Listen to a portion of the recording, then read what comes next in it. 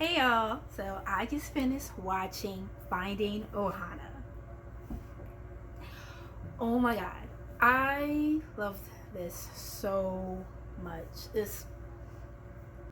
I can't even begin to describe how much I really love this movie, and I really think everybody should watch this. Okay, first of all, it's about a Hawaiian family who lives in New York, and then they have to go back to Hawaii because their grandfather, the mother's father, has a heart attack, and then they have to go and take care of him because he's now by himself. And it's that kind of that classic story of somebody left, they came back, and now we're gonna get backstory and we're gonna talk about all these things.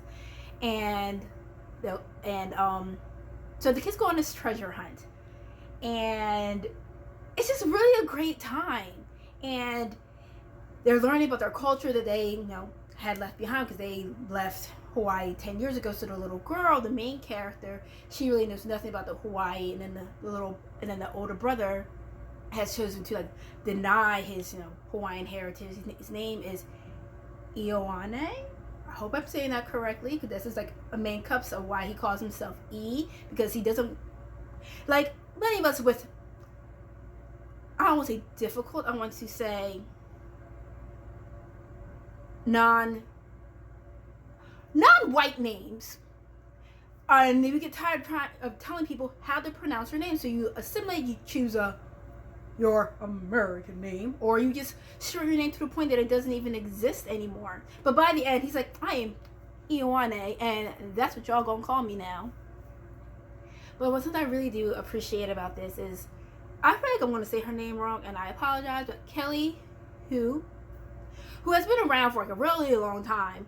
I always feel like she's always cast as just that the random, exotic, sexy, action, whatever girl. And in this, I feel like she gets to be, I don't want to say herself, but she is Hawaii. She was Miss Hawaii in the 90s, and getting to her speak her languages and just share our culture with us. And then I believe the children that are playing the kids, they are also Hawaiian. And then for the playing their grandfather, he's also been around for a while, but I think he is an indigenous person of the continental United States. He may have some Polynesian in him as well, but he's also, I feel like everybody's go to, oh, we need an indigenous type person, and they go to him a lot as far as casting wise. But he was also really great in this.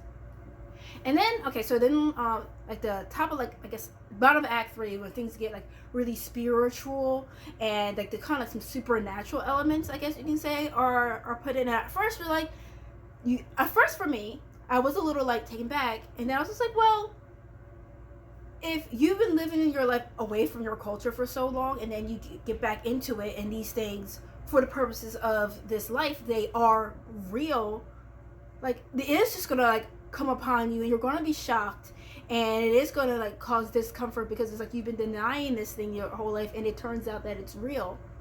And that I loved, and we deserve more movies like this. I deserve more Goonies type movies in other cultures.